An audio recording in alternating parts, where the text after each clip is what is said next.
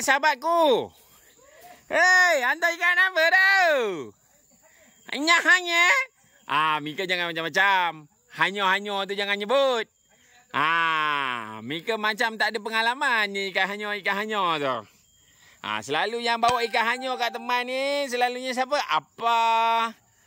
Mika janganlah. Mika bawalah ikan-ikan yang tak hanyo, sedap-sedap. Sedap-sedap dimakan. Bapak siap berbakui kau mah. Kat mana kau mencuri bakui tu? Ya Allah, besar ikannya je kau mah. Aduh, ya Allah, ya Tuhanku. Teman pun tak tahulah nak cakap. Ini nak menuhkan peti ais teman ni menuh ni. Tadi teman dah potong dah kekoh sekor. Ikan hanyo ni. Ni Mika pula bawa ikan hanyo. Tak apalah rezeki Mika. Bapak. No komen lah, Coh. Hati ikan apa yang Mika bawa tu, Coh? Besar benar tu, Ikan hitam. Ini ke ikan keling yang dia makan bawah tu? Apa nama ikan ni? Cuma pun tak apa-apa nak tahu lah. Ini, ikan RZ member lah. Aduh. Ikan RZ member. Mampu Mika ni. Okey, tak apalah Mika angkatlah timbanglah satu-satu. Okey, timbang satu-satu. Okey, angkatlah. Okey, ikan kelabau. Tak apa, letak terus. Pakai ya terus ni. Okey. Letak ikan kelabau. Minta nyawa 1 kilo 100. Ikan kelabau. Okey, angkat, tolak ke tepi dulu. Tak boleh letak je sekali, tak apa. Ikannya nampak dah. Okey, tenggalan koma ni, ya Allah. Banyak ni ikan. Besar-besar lah ni. Saiz ni saiz cantik 600 gram. Okey, 600 gram. Yang ini 550 gram. Ini ikan lampam, ikan lampam 500 gram.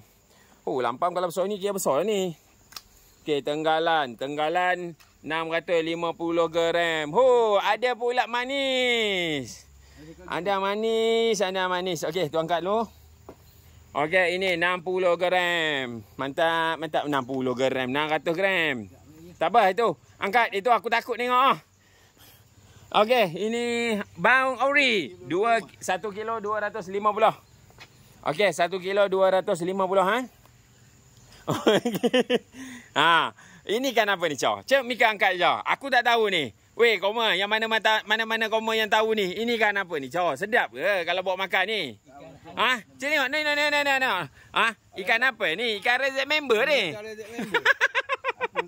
Koma dia pandai je. Mampu. Ini yang dia kata tu. Tong sangus tu. Tu.